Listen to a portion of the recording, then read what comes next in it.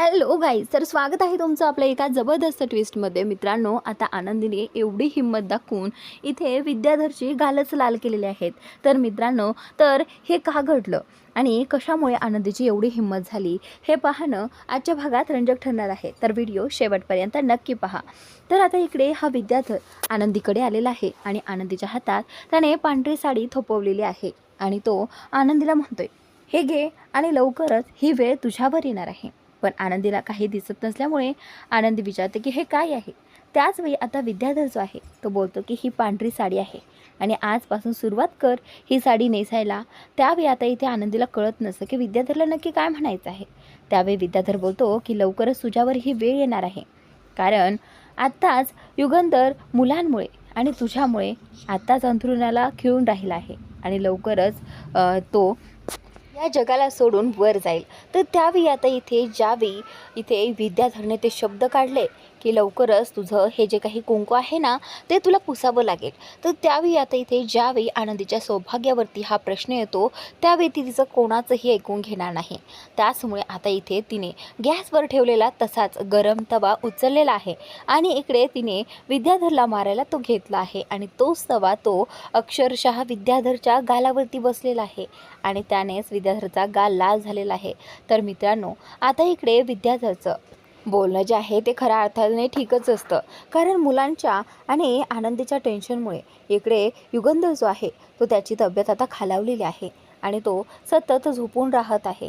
तर त्यावेळी आता आनंदी जी आहे ती बोलते की जो माझ्या संसाराच्या आड, माझ्या सौभाग्याच्या आड येईल ना त्याला अशी शिक्षा भोगावी लागेल.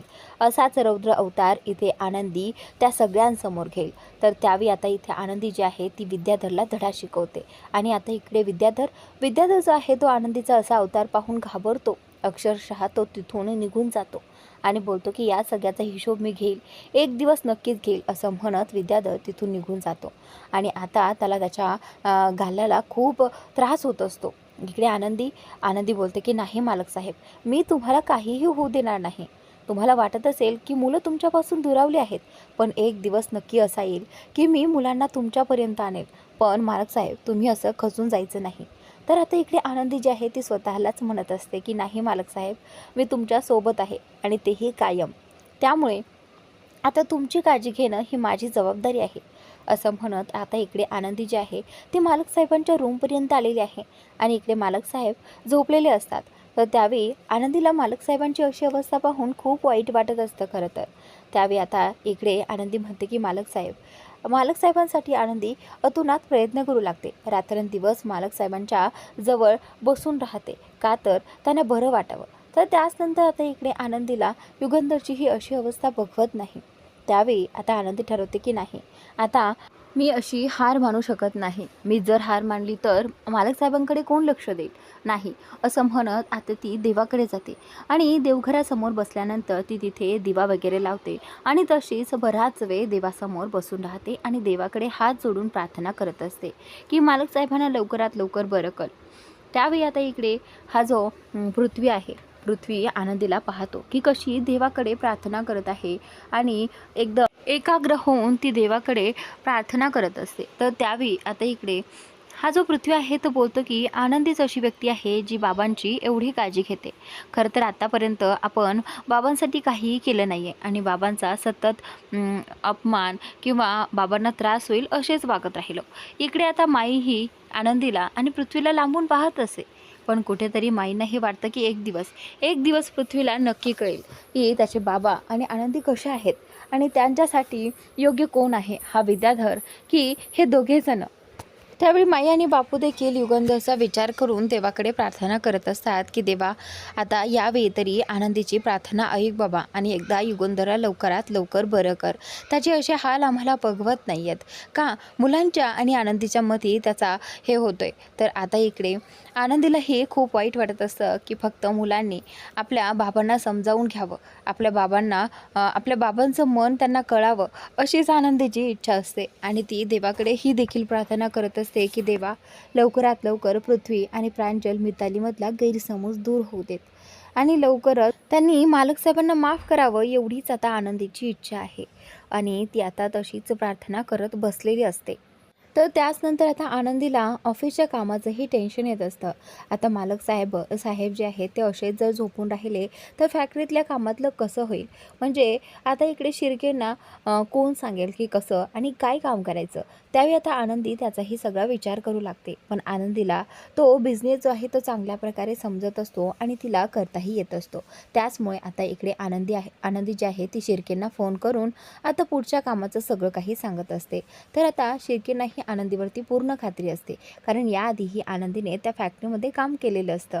त्यामुळे आता शिर्के जे आहे ते बेझिझकपणे आनंदी ज्या प्रकारे काम सांगते त्याच प्रकारे पुढे कामगारांना काम सांगत असते. तर त्याचनंतर आता इकडे युगंधर जो आहे त्याला देखील फॅक्टरीची काळजी वाटू लागते आणि इकडे तो आता हळूहळू आनंदीशी बोलत असतो की आनंदी आता फॅक्टरीमध्ये सगळं कसं बघायचं असाच विचार आता इथे त्याचा चाललेला असतो. तर तेवढ्यातच आनंदीला इथे युगंधर जो आहे तो बोलतो की मला ना शिर्केंना फोन लावून द्या आनंदी. त्यावेळी आता इकडे आनंदी जी आहे ती शिर्केंना फोन लावून देते आणि इकडे युगंधर जो आहे तो शिर्केंशी बोलून घेतो की हे पहा शिर्के, का व्यवस्थित पहा, सगळीकडे लक्ष असू द्यात, कुठलीही गडबड होता कामा नये, नाहीतर आपल्याला आपल्यावरती खूप वाईट परिणाम होतील, ते सगळं भोगावे लागेल. त्यावेळी आता इकडे शिर्के जे आहेत ते बोलतात की मालक साहेब, तुम्ही आता फक्त स्वतःची काळजी घ्या आणि तुम्ही आपल्या फॅक्टरीची काळजी करू नका, कारण हे सगळा कारभार आता आनंदीताई सांभाळते आहे. त्यामुळे आता इकडे तुम्ही काळजीच करू नका. इकडे आता जेव्हा मालक साहेबांना कळते की हो, आनंदी शिर्केंची मदत करते आहे, त्यावेळी मालक साहेबांचं टेन्शनच दूर होतं. कारण मालक साहेबांना माहीत आहे की आनंदी कशाप्रकारे काम करते आणि ती कामामध्ये किती फास्ट आहे. पण आनंदी हे सगळं कसं करेल? आनंदी घर सांभाळते, आनंदी ऑफिस सांभाळेल आणि आनंदीला माझ्याकडेही पाहायचं आहे. मग आनंदी हे एकटी कसं सगळं मॅनेज करू शकेल, हा प्रश्नही इथे मालक साहेबांना पडलेला असतो.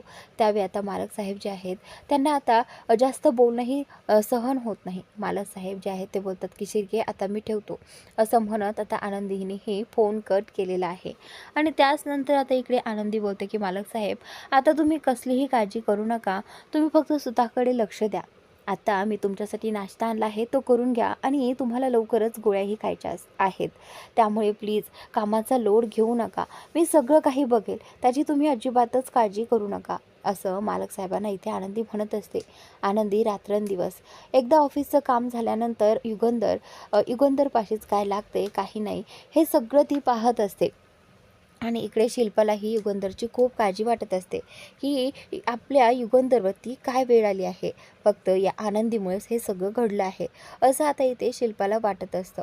आता शिल्पा आनंदीला त्रास देणार, तर आता शिल्पा त्याचाही विचार करते. आनंदी युगंधरची काळजी घेत आहे, जर युगंधरची काळजी तिने घेतली नाही तर युगंधर कसा बरा होईल, असंही तिला एकवेळेस वाटतं. त्यामुळे आता इथे शिल्पा फक्त युगंधरकडे येऊन त्याची विचारपूस करून तिथून निघून जात असते. तर त्याचनंतर आता इकडे हा विद्याधरला युगंधरला असं अंथरुणाला खेळलेलं पाहून खूप भारी वाटत असतं. तो बोलतो की आता या सगळ्यामध्ये आपल्याला काहीतरी चान्स मारावा लागेल, म्हणजे जसं की फॅक्टरीमध्ये कुठे काही गडबड करता आली तर त्याच्यासाठी ही फायद्याचीच गोष्ट आहे ना. त्यावेळी आता इकडे हा युगंधर जो आहे तो आता झोपलेलाच असतो. आनंदीला आता युगंधरची जी काही अवस्था आहे ना ती अजिबातच बघवत नाही.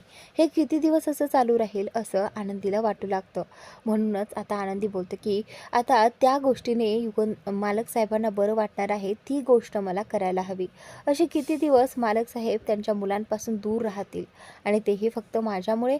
नाही, असं होता कामा नये, असं इथे आनंदी जी आहे ती म्हणत असते. त्याचवेळी आता आनंदीने खूप विचार केला आणि त्यानंतर ती मालक साहेबांना तिथे रूममध्ये सोडून इकडे मुलांच्या रूममध्ये आलेली आहे. आणि त्यावेळी जेव्हा ती रूममध्ये येते त्यावेळी ती पृथ्वीला, प्रांजलला आणि मितालीला रिक्वेस्ट करू लागते की हे पहा, तुम्हाला जराही वाटत नाही का तुमच्या बाबांना बरं वाटावं? आता आनंदी त्यांना इमोशनली ब्लॅकमेल करते, म्हणजे जे खरं आहे तेच आनंदी त्यांच्याशी बोलत असते. त्यावेळी आनंदी सांगते की तुमचे बाबा तुमच्यासाठी किती काय काय करतात. खरं तर तुम्हाला वाटत नाही आहे की बाबा आमच्यासाठी काही करतायत, पण सतत त्यांना तुमची काळजी असते, सतत त्यांच्या डोक्यात तुमचे विचार असतात. कधी माझी मुलं मला बाबा म्हणतील, कधी माझा विचार करतील, या सगळ्या विचारातच ते असतात. पण तुम्ही आल्यापासून कधीही त्यांना बाबा म्हणून हाक मारली नाही आहे. नेहमी मिस्टर निंबाळकर करून त्यांना आणखीन त्रास देत आहे. तर त्यावेळी आता इथे एवढं आजारी असून सुद्धा त्यांना तुमची काळजी असते, सतत मला विचारपूस करत असतात. घरात काहीही वाद झाला की त्यांना प्रश्न पडतो की मुलं जेवली असतील की नाही. नेहमी मला विचारतात की मुलांनी काही खाल्लं का, आणि जेव्हा त्यांना कळतं की त्यांनी खाल्लं आहे त्यावेळी त्यांना बरं वाटतं, आणि ज्यांना तेव्हा कळतं की त्यांनी काहीच खाल्लं नाही त्यावेळी ते रात्रभर नीट झोपत नाहीत आणि ते स्वतः देखील उपाशी राहतात. तुम्हाला माहिती हे सगळं. त्यावेळी आता हे ऐकून ना मुलांनाही खूप वाईट वाटतं की खरंच बाबा खरंच आतून असे असतील का, म्हणजे बाबांचं आणखीन एक रूपही असू शकतं का, असं मुलांना कधी वाटलंच नव्हतं. बाबांकडे सॉफ्ट कॉर्नर आहे असं पृथ्वीला अजिबातच वाटत नव्हतं. म्हणून पृथ्वी जो आहे तो बोलतो की काय आनंदी, हे जे तू काही सांगते आहे ते सगळं खरं आहे का. तर आता आनंदी जी आहे ती बोलते की हो पृथ्वी, हे सगळं खरं आहे. मला आत्तापर्यंत हे सांगावंसं वाटत होतं, पण मालक साहेबांनीच मला नकार दिला होता. मालक साहेबच एक दिवस म्हटले होते की नाही, मी जे काही करतोय त्या सगळ्याचे उपकार मुलांना नाही वाटायला पाहिजे, त्यामुळे हे सगळं मुलांना कळता कामा नये. पण जर आज तुम्हाला मालक साहेबांची ही अवस्था कळत नाहीये, त्यांना तुम्हाला समजूनच घ्यायचं नाहीये, मग मी कसं शांत राहणार. अशा देव माणसासारख्या माणसाला तुम्हाला समजून घ्यायचं नाहीये, अशा देव माणसासारख्या बापाला तुम्हाला ॲक्सेप्टच करायचं नाहीये. अरे ज्यांना बाप नाहीये त्यांना विचारा की बिना बापाचं राहणं कसं असतं ते. त्यामुळे जोपर्यंत माणसं आहे तोपर्यंत त्याची किंमत ठेवायला शिका, असं आनंदी इकडे त्या पृथ्वी, मिताली आणि प्रांजलकडे पाहून म्हणत असतात. खरं तर यावेळी मितालीच्या डोळ्यातून तिच्या बाबांसाठी अश्रू वाहत असतात, कारण प्रत्येक वेळी तिला वाटायचं की नाही, माझे बाबा असे नाही आहेत जसं पृथ्वीदादा आणि प्रांजल विचार करतो. त्यावेळी ती त्यांना समजावून सांगण्याचा प्रयत्न करायची, पण नाही, दरवेळी या दोघांच्या सांगण्यावरून ती त्यांचं ऐकत गेली आणि ती त्यांच्या बाबांना दोषी ठरवत गेली. पण नाही, आज मिताली आनंदीला म्हणते की नाही, आता मी माझ्या बाबांना माफ करणार, आणि माझे बाबा आपल्यासाठी एवढं काही करतात, आपण त्यांच्यासाठी एवढं तर करू शकतो ना. तर त्यावेळी आतापर्यंत जे काही घडलं ते विसरून मी बाबांकडे चालली आहे, असं मिताली म्हणते. ज्यांना कोणाला यायचं त्यांनी या, ज्यांना कोणाला माफ करायचं त्यांनी करा, पण मी माझ्या बाबांना माफ करणार आहे, असं म्हणत मिताली आता बाबांकडे जायला निघालेली आहे. आणि त्यावेळी पृथ्वी देखील आता बाबांकडे जायला निघालेला असतो. आनंदी पाहते आहे की आता एक एक जण निघतो आहे, पण प्रांजल जो आहे तो अजून निघालेला नसतो. त्यावेळी पृथ्वी प्रांजलकडे जातो आणि बोलतो की चल, आता तुलाही माझ्याबरोबर यावंच लागेल आणि बाबांना माफ करावंच लागेल. तर त्यावेळी आता प्रांजल देखील पृथ्वीचा हात पकडतो आणि त्यानंतर ते तिघेही बाबांकडे जातात. इकडे आता युगंधर अजूनही झोपलेला असतो. जसेच ते रूममध्ये जातात आणि तिघंही एका क्षणात एकाच आवाजात त्यांना बाबा म्हणून आवाज येतात, आणि ज्यावेळी युगंधरच्या कानावर बाबा हा शब्द पडतो त्यावेळी युगंधर जो आहे तो लगेचच जागा होतो. आणि त्यानंतर हे तिघेही जण पुढे जातात आणि गेल्यानंतर बाबांना लगेच मिठी मारतात. तर त्यावेळी पृथ्वी, प्रांजल आणि मिताली सगळेजण बाबांची माफी मागतात आणि बोलतात की आमचं खूप चुकलं, आम्हाला माफ करा, आम्ही तुम्हाला समजून घेण्यात खूप मोठी चूक केली आहे बाबा. त्यावेळी आता युगंधरला एवढा आनंद होतो की मुलांमध्ये एवढा बदल झालाच कसा. त्यावेळी त्यांच्या पाठीमागून आनंदीही आलेली असते आणि आनंदी त्यांच्याकडे पाहते, आणि त्याच वेळी युगंधरला कळतं की या सगळ्यामागे फक्त आनंदीचा हात आहे. युगंधरने लगेचच आनंदीचे डोळ्यांनीच आभार मानले आहे, आणि इकडे आनंदीलाही समजलं आहे की मालक साहेब माझे आभार मानत आहेत. त्यावेळी आनंदीही त्यांना डोळ्यानेच खुणावते.